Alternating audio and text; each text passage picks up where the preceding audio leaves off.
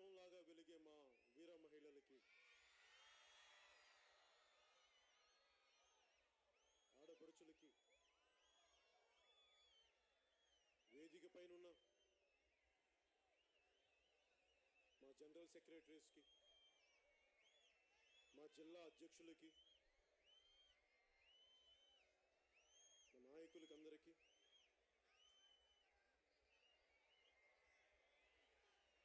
ప్రతి ఒక్కరికి పేరు పేరున హృదయపూర్వక నమస్కారం.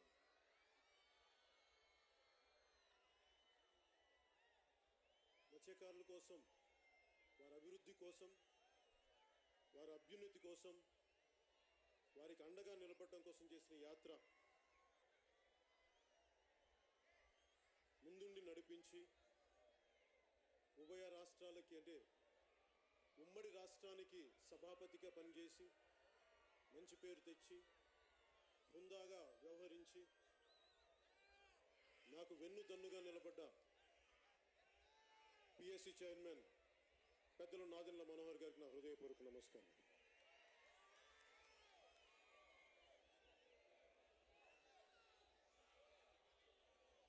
క్షమించాలి, చాలా ఉత్సాహంగా మాట్లాడే పరిస్థితిలో లేను.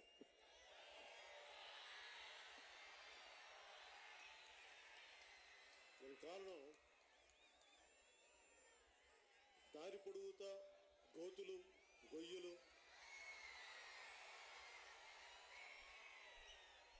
సరే మత్స్యకారుల సభని, మత్స్యకారుల అభ్యున్నతి కోసం వచ్చే సభ కోసం రాష్ట్ర ప్రభుత్వం కూడా చాలా చక్కని ఏర్పాటు చేసింది. దారంతా గొయ్యలు తీసి పడవ ప్రయాణంలాగా కార్లు, చక్కటి అభివృద్ధి. మాయాబజార్లో లాహిరి లాహిరి పాట గుర్తొచ్చింది, ఇలా ఊగుతూ తూగుతూ.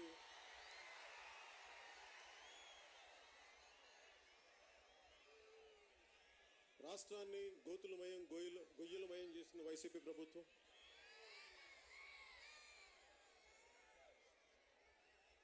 అలాగే గత పంచాయతీ ఎన్నికల్లో వార్డు మెంబర్లుగా గెలిచిన మా వాళ్ళ ఇల్లు కూల్చేసి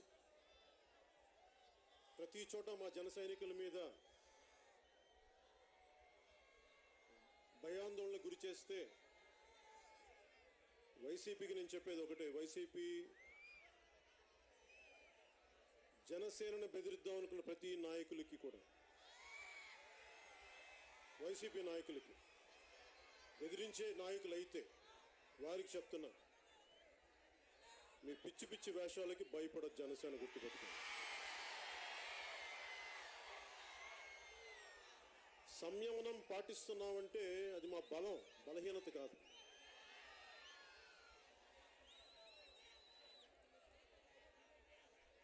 సంయమనం పాటిస్తాం. గొడవలు పెట్టుకోవడానికి ఆలోచిస్తాం, చెయ్యాలా వద్దా, ఒక మాట చెప్పాలా అనాలా లేదా, చాలా ఆలోచించి మాట్లాడతాం. ఎందుకంటే నేను ఒక పార్టీని లీడ్ చేసే అధ్యక్షుడిగా మీ అందరి పట్ల, మీ కుటుంబాల పట్ల నాకు చాలా బాధ్యత ఉంది. నేను ఎలా పడితే అలా మాట్లాడను, ఎలా పడితే అలా రెచ్చగొట్టను. కానీ పదే పదే వైసీపీ అక్రమంగా పోలీసులు కేసులు బనాయించి, అక్రమమైన కేసులు బనాయించి ఇదే పనిగా హింసిస్తే మేము ఏ స్థాయికైనా రోడ్డు మీద తెగించి మీకు నిలబడతాం, గుర్తుపెట్టుకోండి.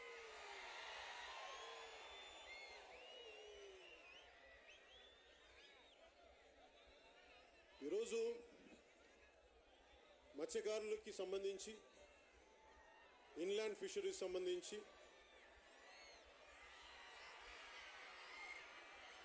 జీవో 217 అనేది ఒక పెద్ద సమస్య అయింది.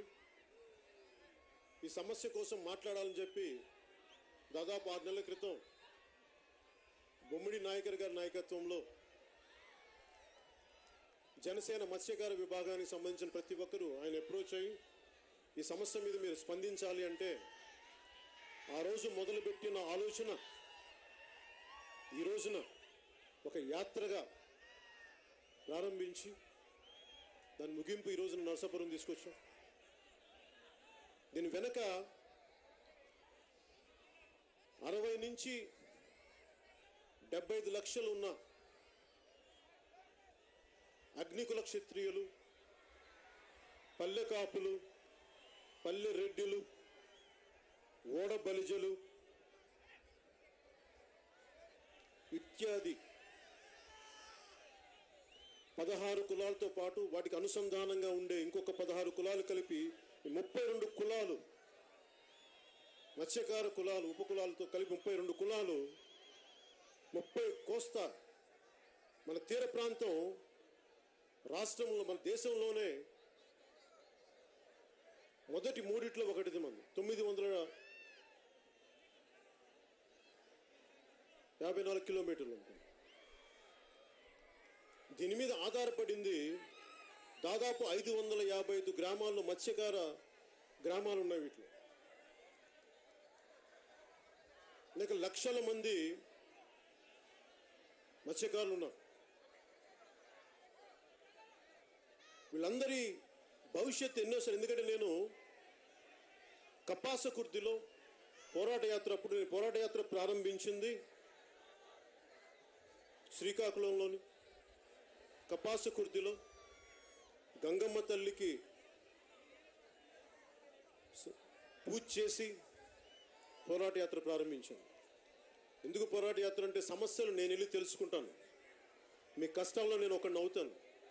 గంగమ్మ తల్లి ఆశీస్సులు ఎందుకు తీసుకున్నానంటే మత్స్యకారుల కష్టాలు నాకు ఆ రోజు నుంచి తెలుసు. నాకు ఇది కొత్త కాదు. నాకు ఈరోజు ఎంత నిలబడాలనుకున్నాను. ఈ రోజున కనుక జనసేన కనీసం ఒక్క పట్టుమని 10 మంది ఎమ్మెల్యేలు ఉండుంటే ఈ రోజున ప్రభుత్వం ఈ జీవో 217 ఇవ్వడానికి ధైర్యం చేసేది కాదు. చింపేసేవాళ్ళు, ఇలా చింపేవాళ్ళు.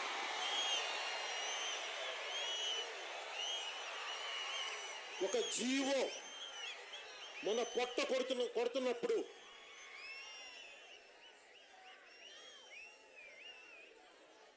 సివిల్ డిసోబీడియన్స్ అనేది ఒకటి ఉంది. హెన్రీ డేవిడ్ థోరో ఆయన స్ఫూర్తితో మహాత్మా గాంధీ గారు ప్రారంభించి, మనకి ఇష్టం లేని చట్టం ఒకటి, మనల్ని దోపిడీ చేసే చట్టం ఒకటి, మన కష్టాన్ని దోచే చట్టం ఒకటి, అది మన మీద ఉంటే దాన్ని ఎదుర్కోవటం, చట్టాలని పాటించటం ఎంత అవసరమో దోపిడీ చేసే చట్టాలని పాటించకపోవడం కూడా అంతే అవసరం. అదే సివిల్ డిసోబీడియన్స్. చట్టాలని ఉల్లంఘించాలి ఒక్కోసారి, ఎప్పుడు అది మనకు నష్టాలను కలిగిస్తుంటాయి. అలాగే ఈరోజు వైసీపీకి ప్రభుత్వానికి చెప్తున్నాను, మీరు ఈ జీవో 217ని ఇన్ని లక్షల మంది పొట్ట కొడుతున్నారు మీరు, అందుకు నేను చించాను. దీని మీద మీరు కేసులు పెట్టుకోండి, సంతోషంగా పెట్టుకోండి, జైలుకి వెళ్ళడానికి సిద్ధంగా ఉన్నాను మా మత్స్యకారుల కోసం. మీరు ఒక చట్టాన్ని తీసుకొచ్చేటప్పుడు చాలా ఆలోచించి పట్టుకురావాలి. భారతదేశం కులాలతో నిండిపోయిన సమాజం. అన్ని కులాలకి సమాన ఆర్థిక పరిస్థితులు లేవు. కొంతమందికి, కొన్ని వర్గాలకే ఉంటుంది. ఉత్పత్తి కులాలు ఇవన్నీ, ఎంబీసీ కులాలు ఇవన్నీ. రెక్కాడితే కానీ కొట్టబడదు. అలాంటిది ఈ రోజున ఇలాంటి జీవో 217 తీసుకొచ్చి అనేక రకాలుగా ఇబ్బందులు పెడతా ఉంటే దాని వెనక కొంత ప్రజలు మీకు చెప్తాను, మత్స్యకారులు అందరికీ కూడా. నేను చట్టాన్ని చాలా బలంగా పాటించేవాడిని, చట్టాలను నమ్ముతాను. కానీ చట్టాలు మనల్ని ఇబ్బంది పెడతా ఉంటే వాటిని నేను ఉల్లంఘించడానికే సిద్ధం ఉంటాను. నాకు అసలు ఇబ్బంది లేదు. ఎందుకంటే నేను రాజకీయాల్లోకి వచ్చింది భయపడటానికి, నేను రాజకీయాలకు రాలా. వంగి వంగి దండాలు పట్టడానికి నేను రాజకీయాల్లోకి రాలా. నీలో సాహసం ఉంటే దేశంలో అంధకారం ఉంటుందా? నీలో సాహసం ఉండాలైతే. అలాంటి సాహస వీరులు మత్స్యకారులు. వేటాడటం వారి వృత్తి. సముద్రంలోకి పోయి చేతిలో ఒక వల తీసుకొని ఒక చిన్న పడవలో పోతారు లోపలికి. ఎంత సాహసం ఉండాలి దాంట్లో. అలాంటి సాహసంతో నిండిపోయిన ఈ మత్స్యకారులు, వారిని భయపెడతారంటే ఒక సాహసం ఉన్న గుంపు, 65 లక్షల మంది సాహసం గుండెల్లో నిండిపోయి ఉంటుంది వీళ్ళకి. మీ సాహసమే నాలో స్ఫూర్తి తెచ్చింది. అందుకే నేను కపాసుకుర్తిలో గంగమ్మ పూజ చేసి ఎందుకు తీసుకుని, మీ స్ఫూర్తి నాకు కావాలి. మీలో ఉండే సాహసం నేను స్ఫూర్తిగా తీసుకొని రాజకీయ ప్రయాణం మొదలు పెడుతున్నానని చెప్పి ఆ రోజున మత్స్యకారులకి గౌరవప్రదంగా మీరే నాకు స్ఫూర్తి, అందుకని ప్రారంభించాను. ఈ రోజున జీవో 217 అనేది ప్రతి కులం కూడా మనం అర్థం చేసుకోవాల్సింది, ఉత్పత్తి కులాలు ఇది. గోరటి వెంకన్న రాసినట్టుగా పల్లె కన్నీరు పెడుతుందో, కనిపించిన కుట్రలో పల్లె ఇరుక్కుపోయింది, చాలా గాయాలు పాలైంది అనేది ఆయన అర్థం వచ్చే పాటని చూస్తే, ఏదైతే ఉత్పత్తి కులాలు ఉన్నాయో ఉత్పత్తి కులాలకి రాను వచ్చి ఈ ఆర్థిక వ్యవస్థలో ఇబ్బందులు గురవుతూ ఉన్నారు. మరబోట్లు రాకముందు సముద్ర తీరం అంతా మత్స్యకారులదే. సముద్రంలోకి వెళ్ళడానికి ఒక హద్దులు లేవు. ఒక చిన్న నాటు పడ, ఒక వల వేసుకొని, ఒక తెడ్డేసుకొని ముందుకు వెళ్ళిపోవచ్చు. మత్స్య సంపద అంతా వారిది. అలాంటి మత్స్య సంపదకి రాను చట్టాలు వచ్చి, మరబోట్లు వచ్చి, మత్స్యకారులు కాని వారు కూడా ఈ ఈ ఫిషరీస్ దాంట్లో ప్రవేశించిన తర్వాత మత్స్యకారులు ఉనికి సమస్య అయింది. ఇన్ని లక్షల మంది ఉన్న మత్స్యకారులు సమూహానికి ఇంకా ఎందుకు ఆర్థిక ప్రగతి ఎందుకు లేదు? ఇంకా దేహి అనే పరిస్థితి ఏంటి? దాన్ని దృష్టిలో పెట్టుకునే నేను మత్స్యకారులకు అండగా నిలబడాలి, జనసేన అండగా నిలబడాలి అని చెప్పి మేము మొదటి నుంచి అనుకుంటానే ఉన్నాం. దాని తగ్గట్టుగా నిలబడాం. మా దురదృష్టం, బొమ్మిడి నాయకర్ లాంటి ఒక బలమైన మత్స్యకారుల కులాల నుంచి వచ్చిన వ్యక్తిని గెలిపించుకోలేకపోయాం. కానీ గెలుస్తాం, నిలబడతాం. ఎందుకంటే గెలిచిన తర్వాత మేము వైసీపీ లాగా మేము వదలం. ఓడిపోయినా మేము నిలబడే ఉన్నా చెప్పడానికి ఉన్నాం. ఈ రోజున మేము బొమ్మిడి నాయకర్ ఓడిపోయినా కానీ, ఎవరు నిలబడకపోయినా కానీ, ఒక దమ్మున నాయకుల నిలబడ్డాడు, మొత్తం నడిచాడు ఇన్ని రోజులు. అలాంటి దమ్మున నాయకులు ప్రతి ఊర్లో, ప్రతి నియోజకవర్గంలో ఉండాలని కోరుకున్నాను. ఆయనే నాకు స్ఫూర్తి. ప్రతి ఒక్కరు ఆయన స్ఫూర్తిగా తీసుకోవాలి, ముందుకు తీసుకెళ్ళాలి. ఈ జీవో 217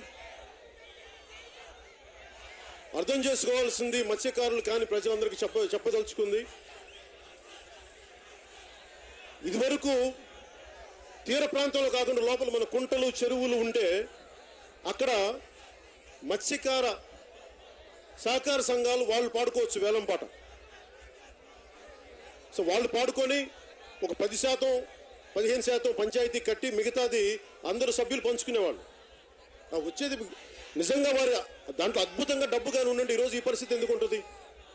కానీ వైసీపీ గొప్పతనం ఏంటంటే లేని సమస్యను సృష్టించడంలో మహా ఉద్దండులు వాళ్ళు. ఒక సమస్య ఉండదు అక్కడ, ఒక సమస్యను సృష్టిస్తారు, మళ్ళీ దానికే వాళ్ళు సొల్యూషన్ క్రియేట్ చేస్తారు, నిలబడతారు. మళ్ళీ మనకి సమస్య పెట్టి మళ్ళీ పోరాటం చేస్తే దాన్ని మళ్ళీ అటు ఇటు చేసి మళ్ళీ సమస్యకి పరిష్కారంలాగా చేసి కాలయాపన చేసి మన రోడ్ల మీద గిడుస్తూ ఉంటాం. ఎదురు తిరుగుతూ ఉంటే భయపెట్టేస్తాను, నీకు పెన్షన్లు రావు, నీకు నిరుద్యోగ భృతి ఉండదు, ఆ భృతి ఉండదు, ప్రతిసారి బెదిరించడమే. లేదంటే ఇల్లు కూల్చేస్తాం, రేషన్ కార్డు లేవు, ఇలా ప్రతిసారి బెదిరించి ఎక్కడో చోట అలసిపోయాం మనందరం. ఇలాంటి అలసిపోయిన వాళ్ళకి జనసేన అండగా ఉంటుంది. ఈ రోజున మత్స్యకారులు మీరు చెప్పండి, ఒక మత్స్యకారుడు చనిపోతే ఈ వేట ప్రమాదంలో సముద్రం తీరంలో చనిపోతే వాళ్ళకి ఈ జీవన ఇన్సూరెన్స్ ఉంటుంది, ఒక 5 లక్షలు. ఇన్సూరెన్స్ 5 లక్షలు కాదు 10 లక్షలు ఇస్తామని చెప్పిన వాళ్ళు ఈ రోజున సెంట్రల్ గవర్నమెంట్ వచ్చి 5 లక్షలు తీసుకోవడం కేవలం 5 లక్షలకే పరిమితం చేశారు. అది కూడా ఎంతమందికి ఇచ్చారంటే దాదాపు 63 మంది 64 మందికి 3 సంవత్సరాల్లో. 3 సంవత్సరాల్లో వాళ్ళు ఇవ్వగలిగింది 64 మంది. సంవత్సరానికి వేటకెళ్ళి దాదాపు 140 పైచీలకు చనిపోతారని చెప్పి గణాంకాలు చెప్తా ఉంటే వాళ్ళు ఇచ్చింది ఇన్ని సంవత్సరాల్లో 64 మందికి. ఒక్క జనసేనే మా జన సైనికులు ప్రాణాలకు కోల్పోయి నిజమైన ఇబ్బందుల్లో ఉంటే వారికి ఒక పార్టీ తరపునే ఒక పార్టీగా ఉండి, సరిగ్గా ఒక ఎమ్మెల్యే లేని పార్టీగా ఉండి కూడా మేము 45 మందికి మేము 5 లక్షలు ఇచ్చామే మేము. మీరు ఇన్ని లక్షల కోట్లు పెట్టుకొని 63 మందిగా మీరు ఇచ్చేది ఎటు వెళ్తుంది డబ్బు? మటన్ కొట్లు పెట్టుకోవడానికి, చేపలు అమ్మడానికి. ఓ పని చేయండి అమ్మ, మీరు ఎవరైతే వైసీపీ నాయకులు ఉన్నారో ఓ పని చేయండి, మీరు చీకులు కొట్టు కూడా పెట్టుకోండి అక్కడ పక్కనే. అలాగే బ్రాండ్ షాపులు అమ్ముకుంటారు కదా మీరు, ఆ పక్కన చీకులు కొట్టుకుంటూ పెట్టుకొని అందరూ ఒక గ్లాసులో కొంచెం మీరే పోసి అమ్ముకోండి. అట్లా చేయండి. మీకు ఇచ్చింది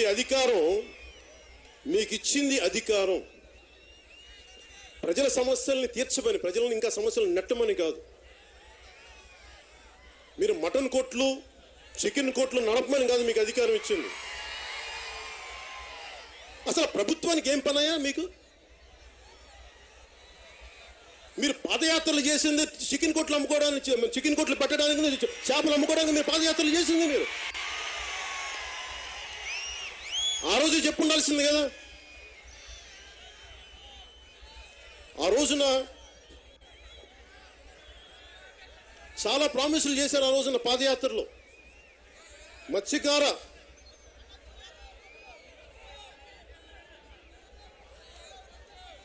చాలా ప్రామిసులు చేశారు. ఆ ప్రామిసులు కూడా మత్స్యకార సంఘాలకు తెలుసు.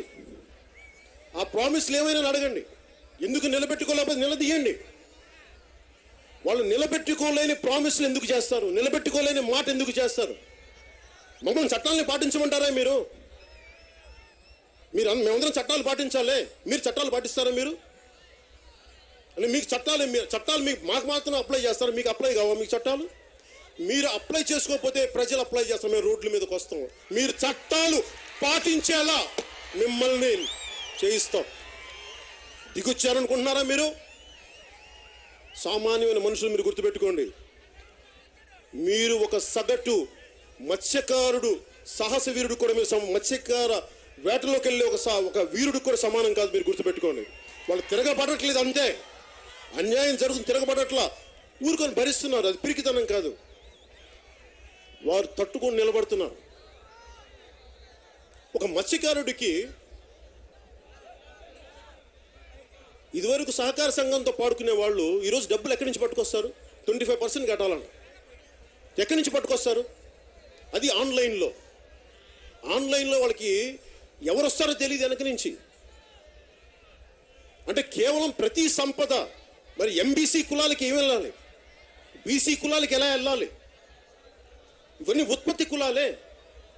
వాడి వ్యాపారాలు చేసుకోలేరు. వాళ్ళకి మరపడవలు కూర్చోబెట్టే జట్టీలు లేవు. వాళ్ళకి ఉన్న సాంప్రదాయం, ఉదాహరణకి గంగవరం ఉంది, గంగవరం పోర్టే ఉంది. అక్కడ జట్టి నిర్మిస్తామని చెప్పి అక్కడ మత్స్యకారుల్ని మొత్తం నిరాశ్రయులు చేశారు. కాలుష్యం వల్ల వాళ్ళ జీవితాలు దెబ్బతింటా ఉన్నాయి. ఇన్ని ఉండి కూడా వాళ్ళకి ఈ రోజుకి వారికి జట్టి నిర్మించలేదు. వాళ్ళకి ఎంతమంది చనిపోయారో పోలీసుల కాల్పుల్లో. ఏ రోజు కూడా ఏ ప్రభుత్వాలు అండగా నిలబడాలని కోరుకున్నాయి. ఈ రోజు వైసీపీ కూడా మీరు ఇంత అండగా నిలబడతామని చెప్పి అండగా నిలబడకపోగా మీరు జీవో 217 తెస్తే మేము చేతులు కట్టుకొని ఎందుకు కూర్చుంటాం? మేము ఈరోజు నేను చెప్తా ఉన్నాను, మీరు ఈ ఒక్క ఎన్నికలకి, మత్స్యకారులందరికీ చెప్తున్నాను, ఈ ఒక్క ఎన్నికలకి మాకు భరోసాగా అండగా నిలబడండి. మీరు నిలబడండి. నేను మాటల వ్యక్తిని కాదు, నేను చేతల వ్యక్తిని. ఎందుకంటే నాకు దీంట్లో నాకు చేపల కొట్లు పెట్టుకోవడానికి, మటన్ కొట్లు పెట్టుకోవడానికి, చికెన్ కొట్లు పెట్టుకోవడానికి ఇంట్రెస్ట్ లేదు నాకు.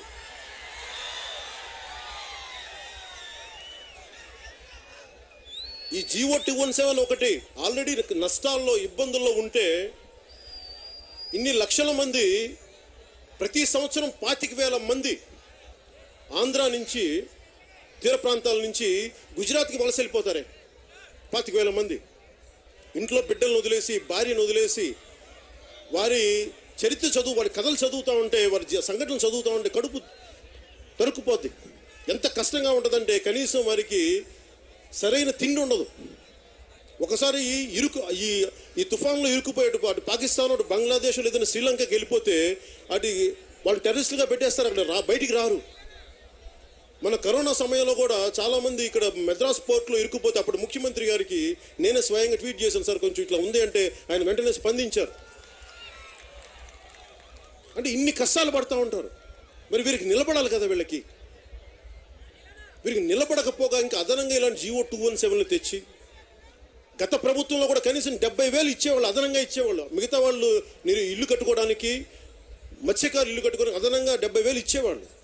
ఈరోజు నా 70,000 ఇవ్వకపోగా అందరితో సమానంగా చేశారు. ఎందుకు 70,000 అదనంగా ఇవ్వాలంటే వీళ్ళు తుఫాను వెంబడి ఉండే గ్రామాల్లో ఉంటారు, ఇంకొంచెం బలమైన షెల్టర్లో ఉండే ఇల్లు కావాలి వాళ్ళకి. నేను పోరాట యాత్ర అప్పుడు తుఫాను వచ్చినప్పుడు ఆ మధ్య 2018లో హుదూద్ తుఫాను అప్పుడు వెళ్తే మొత్తం అన్ని చోట్ల కూడా కనీసం తాగడానికి నీళ్లు లేవు. మొత్తం ఎటు చూసినా నీళ్లు ఉంటాయి కానీ తాగడానికి నీళ్లు ఉండవు, గ్రామాల్లో నీళ్లు లేవు. వాళ్ళు ఎన్ని బాధల్లో ఉన్నారు. కనీసం ఏదైనా పడవలు పోతే వాటికి కూడా ఇన్సూరెన్స్ ఉండదు, ఎందుకంటే మీరు కూర్చొని చాలామంది మోసం చేశారు కాబట్టి ఆ ఇన్సూరెన్స్ కూడా రద్దు చేశారని చెప్తా ఉన్నారు. ఇన్ని కష్టాలు ఉన్నప్పుడు వీరి కష్టాలను ఎలా తీర్చాలని ఆలోచించాలి తప్ప ఇంకా అదనంగా కష్టాలను పెడదాం. అసలు ఈ వైసీపీ ఒక ఆలోచన విధానం ఏంటంటే వాళ్ళ నాయకులకి మిగతా వాళ్ళు ఎవరి దగ్గర డబ్బు ఉండకూడదు. ఎంతసేపు మనందరం దేహి అని అంటుండాలి. వాళ్ళ దగ్గరికి వచ్చి ఎంత పెద్ద స్థాయి వ్యక్తి అయినా సరే, సార్ జగన్ గారు కొంచెం మీరు మాకు చేయాలి సార్, మాకు పెద్దలు మీరు చేయాలి మాకు ఇవన్నా, అలా అంటే వారు ఈగో సాటిస్ఫై అవుతుంది, బాగుంటుంది, తృప్తిగా ఉంటుంది. తగ్గారు నా దగ్గర అందరూ. ఇదే రాజరికం, ఇది రాజరికం అనుకుంటున్నారా మీరు? రాజరికాలు కాదే, ఫ్యూడలిస్టిక్ సొసైటీ కాదు, ఇది డెమోక్రసీనా, ఇది ప్రజాస్వామ్యమయ్యా. మీరు ప్రజాస్వామ్యం అంటే మీరు ఫ్యూడలిస్టిక్ వ్యవస్థలో మీరు ప్రవర్తిస్తానంటే ఎట్లా ఊరుకుంటాం మేము? మీకే ఇంత తెగింపు ఉంటే స్వాతంత్ర్య యోధుల స్ఫూర్తిని నింపుకున్న మాకు ఇంకెంత తెగింపు ఉంటుందో మీరు ఊహించగలరా? భరిస్తున్నాం, భయంతో కాదు, సహనంతో. మీరు అక్కడ దాకా తెచ్చుకుంటారా, మీరు ఇలాంటి జీవో 217లో వెనక్కి తీసుకుంటారు, మీ చేతుల్లో ఉంది. మీరు సమయం తీసుకోండి. వైసీపీ నాయకులకి, మత్స్యకారులకి డబ్బులు ఎక్కడి నుంచి వస్తాయి? ఈ ఆన్లైన్ విధానం పెట్టారు, మీరు ఎక్కడి నుంచి డబ్బులు వస్తాయి? ఎవరి చేతులకు వెళ్ళిపోతుంది? సాంప్రదాయ చేపలను వేటాడటం వాటి వాళ్ళ వృత్తి అది. ఆల్రెడీ సముద్ర తీరాల్లో మొత్తం మిగతా వాళ్ళు వచ్చేసారు, కాదనట్లేదు. అది పోటీ ప్రపంచం, ఆ ఆర్థిక సంస్కరణలు ఇంకోటి పేరు పెట్టిన ఏదని చెప్పండి, అది పోటీ. కనీసం ఇన్లాండ్ ఫిషరీస్లో కూడా కుంటలు చెరువులు కూడా వాళ్ళకి వెళ్ళకపోతే ఎలాగా? అంటే ముందుగా నెల్లూరు జిల్లాలోనే మేము పైలట్ ప్రాజెక్టుగా పెట్టామనేది ఉంది.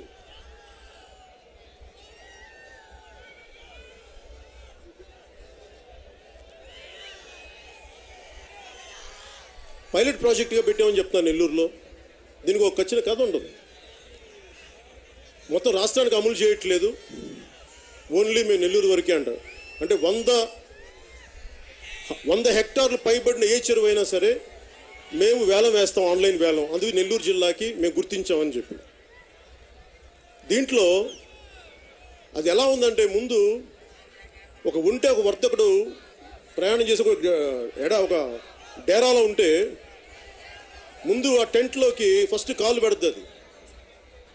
పాపం ఫోన్లో ఎండ వస్తుంది కదని చెప్పి కొంచెం లోపలికి రమ్మంటే మొత్తం తీసేసిందండి. ఈ రోజున నెల్లూరు జిల్లాలో 217 జీవోని ప్రవేశపెడుతున్నాం అని చెప్పి పైలట్ ప్రాజెక్ట్ అని చెప్పి మొత్తం అన్ని తీర ప్రాంతాల్లో ఉండే జిల్లాలన్నిటికీ అన్ని జిల్లాలకి ఇది అప్లై చేయడానికి పెట్టారు. దీనిని ఎక్కడో ఒక చోట ఆపకపోతే ఇన్ని లక్షల మంది ఆధారపడి ఉన్న ఈ మత్స్యకారులకి మీ జీవితాన్ని, మీ పొట్టను కొట్టిన వాళ్ళు అవుతారు. మీరు నిలబడాలి. మీరు నిలబడకపోతే మేము నిలబడలేము. ఎందుకంటే మీలో కోపం లేకపోతే నేను కోపం తెప్పించలేను. మీరు నిలబడతారా? మీకు అండగా నేనుంటాను. దెబ్బ నా మీద పడినావు, నేను తీసుకుంటాను. దెబ్బ నేను తీసుకుంటాను మీకు. కానీ మీరు నిలబడకపోతే, మీరు భయపడి, కానీ మీరు ఒకటే గుర్తుపెట్టుకుని, వీరికి భయపడొద్దు. వైసీపీ నాయకులకి, వైసీపీ నాయకులను దిగొచ్చారా వీళ్ళేమన్నా? ఇంతమంది ఉన్నాం, వాళ్ళల్లో 151 ఎంత ఉన్నారు వాళ్ళు, 155 ఎంతో 151 అనుకో జనసేనతో కలుపుకొని చెప్తున్నాను అప్పుడప్పుడు. వెళ్ళిపోయాడు కదా మన ఎమ్మెల్యే ఎందుకని.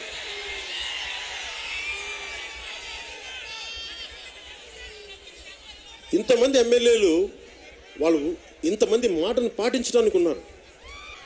పట్టుమని 10 మంది ఉండే వాళ్ళ మాటను పాటించడానికి మనం లేవు. వాళ్ళు ఎట్లా ఉండాలంటే అందరికీ ఆమోదయోగ్యమైన చట్టం చేయాలి. మనందరికీ బాగుంది చట్టం, దీన్ని పాటించాలనిపించాలి. కానీ మనందరికీ ఇబ్బంది పెట్టే చట్టాలను అయితే మనం పాటించాల్సిన అవసరం లేదు. ఇంకా వాళ్ళు పాటించట్లే చట్టాలు కొంతమందికైనా, మీకేనా? శాసనసభ్యులకి చట్టాలు వర్తించవా? కేవలం ప్రజలకైనా వర్తిస్తాయి, మత్స్యకారులకైనా వర్తిస్తాయి, మీకు వర్తించవా చట్టాలు?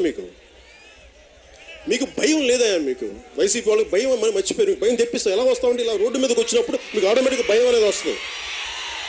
ఎంతమందిని జైల్లో పెడతారా మీరు? ఎంతమందిని పెడతారు? ఎంతమంది కేసులు పెడతారు? పెట్టండి.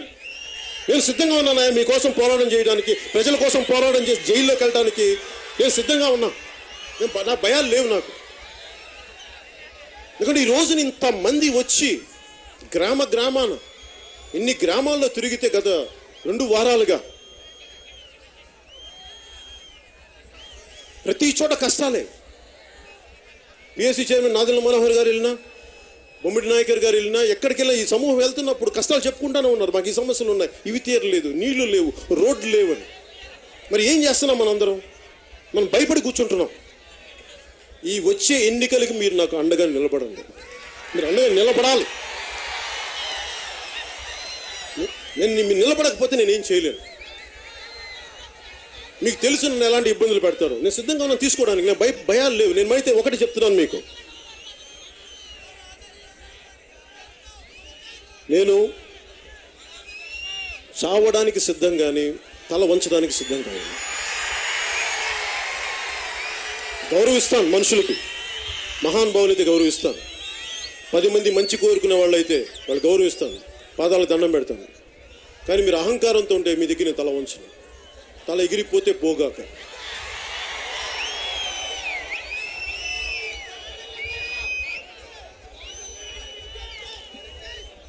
మత్స్యకార గ్రామాల్లో కనీస వసతులు లేవు. అందరికీ మత్స్యకార గ్రామాల్లో కనీస వసతులు లేవు. సరైన తుఫాన్ షెల్టర్లు ఉండవు. దీని గురించి ఎవరు మాట్లాడరు. గతంలో కూడా, గత ప్రభుత్వ హయాంలో కూడా నేను బలంగా ఈ సమస్యలను బయటికి తీసుకొచ్చిన వాడిని.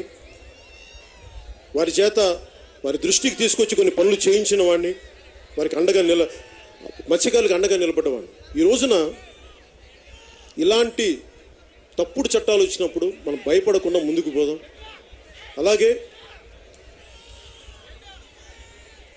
మొన్న 2021లో లాస్ట్ ఇయర్, పోయిన సంవత్సరం అంతర్జాతీయ మత్స్యకారుల దినోత్సవం రోజున రాష్ట్ర ముఖ్యమంత్రి ఆన్లైన్లో ఆయన 8 ప్రాజెక్టులకి ఓపెన్ చేశారు. జట్టీలు నిర్మిస్తాం, మత్స్యకారులకు అండగా ఉంటామని చెప్పి. వాటిలో కేవలం 2 జట్టీలకే నామమాత్ర పనులు జరిగి మిగతా అన్నీ వదిలేశారు. మొదటి దశలో 4, మళ్ళీ దశలో 2 అని 4 అని చెప్పి ఆ మొదటి దశలో చేసే కూడా ఈ రోజుకి నామమాత్రపు చేశారు. నామమాత్ర పనులే జరిగినాయి.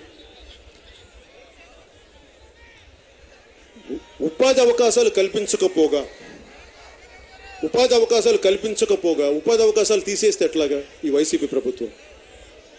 అందుకని ఉపాధి అవకాశాలు తీసేస్తున్నారు ఈ జీవో 217 వల్ల. వీరికి ఉపాధి అవకాశాలు కోల్పోయే విధంగా తిరిగి వెనక్కి తీసుకోవాలని డిమాండ్ చేస్తూ ఉన్నాం. ఈసారి శ్రీ ప్రభాకరన్ గారు కూడా వచ్చారు. అంతర్జాతీయ మన భారతదేశ ఫిషరీస్ సమాఖ్య నుంచి ఆయన వైస్ ప్రెసిడెంట్గా చేశారు తమిళనాడు నుంచి. వారిని కూడా ನಾವು வேண்டிக்கிறோம் சார். ஜிஓ 217 எது பற்றி இந்த அளவுக்கு போகுது, இது மேலே நான் உங்கள் சப்போர்ட், நான் பக்கத்தில் இருப்பேன். உங்களுக்கு நீங்கள் சொல்லுங்கள் என்ன பண்ணணும், இது எப்படி நீங்கள் சொல்லுங்கள், எப்படி போகணும், முன்னாடி எடுத்துகிட்டு போகணும், எப்படி சொல்லுங்கள். இது நிற்கணும், இந்த ஜிஓ 217 நிற்கணும். நீங்கள் சொல்லுங்கள். அது நீங்கள் பிளான் சொல்லுங்க, எப்படி கவர்மெண்ட் அது திருப்பி வாபஸ் எடுக்கிறது அது எப்படி சொல்லுங்க, நான் போகிறேன். Will take it forward. మీరు చెప్పండి ఈ జీవో 277 ఎలా ఉపసంహరించాలి, ఎలా తీసుకెళ్ళి, ఎలా ఒత్తిడి పెట్టాలని మీరు వ్యూహం వేస్తే మేము మీకు అండగా నిలబడతాం. ఏ స్టేట్లో కూడా జీవో 217 లేదు, కేవలం ఒక ఆంధ్ర రాష్ట్రంలో.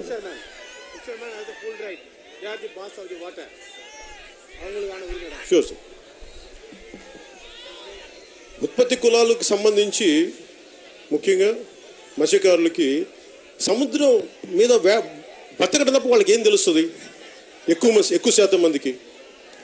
అలాగే వారి కుటుంబాల్లో ఉండే సమస్యలు కానీ వాళ్ళ ముఖ్యంగా వాళ్ళ ఆడపడుచులకు, మహిళలకు ఉండే సమస్యలు చాలా తెలుసు నాకు, నేను తిరిగాను కాబట్టి. వాళ్ళ ఆరోగ్య సమస్యలు ఉన్నాయి, వాళ్ళ పిల్లలకి సరైన విద్యా సౌకర్యాలు ఉండవు. నాకు ఒకసారి అనిపిస్తే మత్స్యకారులను చూస్తే డీప్ సీ స్విమ్మింగ్ చేస్తూ ఉంటారు.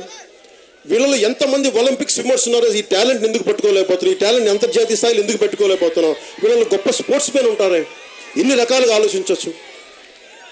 ఇప్పటిదాకా ఏ ప్రభుత్వాలు ఆలోచించలేదు. జనసేన నేను మీకోసం ప్రత్యేకించి మత్స్యకారులకు సంబంధించి మేము వచ్చే ఎన్నికల కోసం ప్రత్యేకంగా మా మేనిఫెస్టోలు ప్రత్యేకించి మీకోసం ప్రోగ్రాం పెడతాం. ఎలా మిమ్మల్ని పైకి తీసుకురావాలి, మిమ్మల్ని ఎవరు దేహి అనే పరిస్థితిలో రాకూడదు. సత్యలింగం నాయకర్ గారి దృష్టికి తీసుకొస్తాం. మీరు ఒక గొప్ప మహానుభావులు, అగ్నికుల క్షత్రియులు. సత్యలింగం నాయకర్ గారు అన్ని కులాలకి ఆయన ట్రస్ట్ ఏర్పాటు చేసి ఈ రోజుకి అన్ని కులాలకి విద్యాదానం కానీ రకరకాల ఏదైతే అవసరాలు ఉన్నాయో అవన్నీ తీర్చే విధానం ఈ రోజుకి ఆ ట్రస్ట్ పనిచేస్తున్నారు. అలాంటి వ్యక్తులు ఉన్నారు. ఆ వ్యక్తులు ఎందుకు కనుమరుగైపోయారు అంటే ఇదివరకు ఒక 40-50 సంవత్సరాల క్రితం అంతకు ముందు ఉండే వాళ్ళు కూడా ఈ రోజున కనుమరుగైపోయారంటే మన ఈ ప్రభుత్వాలు వీళ్ళని పట్టించుకోవట్లా, మత్స్యకారులను పట్టించుకోవట్లా, మత్స్యకారుల అభ్యున్నతిని పట్టించుకోవట్లా. ఓట్లు కావాలి మత్స్యకారులు, వాళ్ళ గొడవలు పెట్టాలి, అంతేగాని వదిలేద్దాం. జనసేన వదలదు మిమ్మల్ని, మేము గుండెల్లో పెట్టుకొని చూస్తాం, మిమ్మల్ని మీకు అండగా ఉంటాం. నాకు తెలిసి మీ కష్టాలు మేము గుండెల్లో పెట్టుకొని చూస్తాం. మీరు నిలబడండి జనసేనకి. నేను చెప్తున్నాను ఈ రోజున ఈ జీవో 217 మీరు చెప్పండి, ప్లాన్ చెప్పండి. నేను రోడ్డు మీదకి వస్తాను, అవసరమైతే మీకోసం నేను జైలుకి వెళ్ళడానికి సిద్ధంగా ఉన్నాను. ఒక జీవో కాపీని చించడం అంటే నాకు తెలుసు, ఒక చట్టాన్ని ఉల్లంఘిస్తే కేసులు పెడతారని తెలిస్తే నేను చించాను. ఎందుకంటే నిలబడాలి ఒకళ్ళు. ఒక్కడికి గుండె ధైర్యం వస్తే ప్రతి ఒక్కడికి గుండె ధైర్యం వస్తుంది.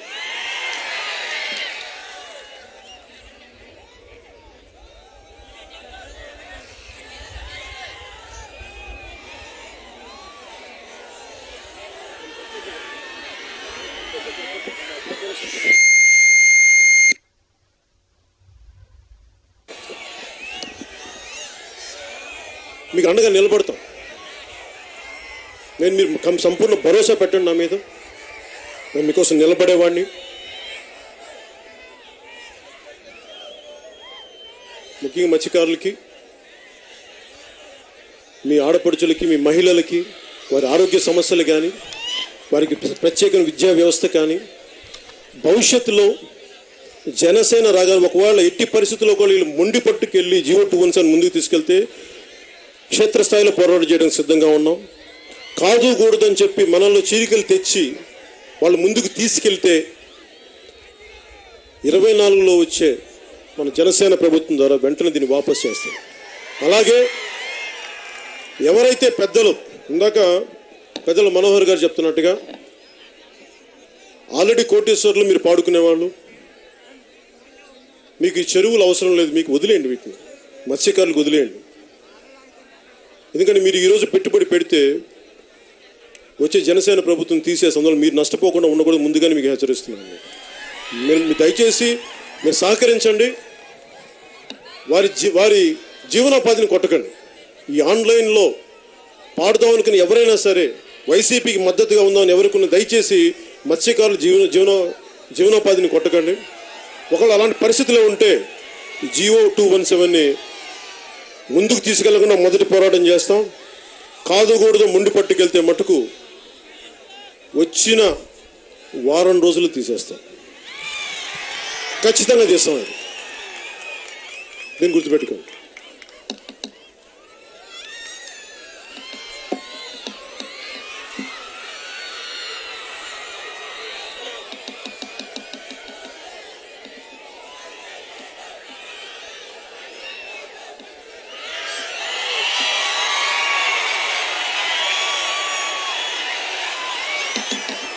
ఇక్కడున్న యువతరానికి ముగింపు వాక్యాలుగా ఇక్కడున్న యువతరానికి నేను మీకోసం ఉన్నాను, ఆడపడుచులకి మీకోసం ఉన్నాను, పెద్దలకి మీకోసం మేము ఉన్నాం. ఎక్కడికి పారిపో, నిలబడి ఉన్నాం. ఈ రోజున నేను పార్టీ పెట్టి నిలబడటానికి గుండె ధైర్యం ఇచ్చింది మీరే, మా ఆడపడుచులు, మా జన సైనికులు. మీరు లేకపోతే జనసేన లేదు, మా ఆడపడుచులు లేకపోతే జనసేన లేదు. మీరే మా స్ఫూర్తి. మీరిచ్చే ఈ గుండె ధైర్యమే నన్ను పోరాటం చేయడానికి ముందుకు తీసుకెళ్తా ఉంది. భవిష్యత్తులో మీకు అండగా ఉంటాం. మళ్ళీ మార్చి 14న మళ్ళీ కలుద్దాం. రాష్ట్ర భవిష్యత్తు ఎలా ఉండాలి, ఎలా ఉండబోతుంది, సమస్యలను ఎలా ఎదుర్కోవాలి, ఎలా యుద్ధం చేయాలి, 24కి వచ్చే ఎన్నికలకి మనం ఎలా సంసిద్ధులం అవ్వాలి, మార్చి 14న జనసేన ఆవిర్భావ దినోత్సవం రోజున మాట్లాడుకుందామని తెలియజేసుకుంటూ సెలవు తీసుకుంటున్నాను.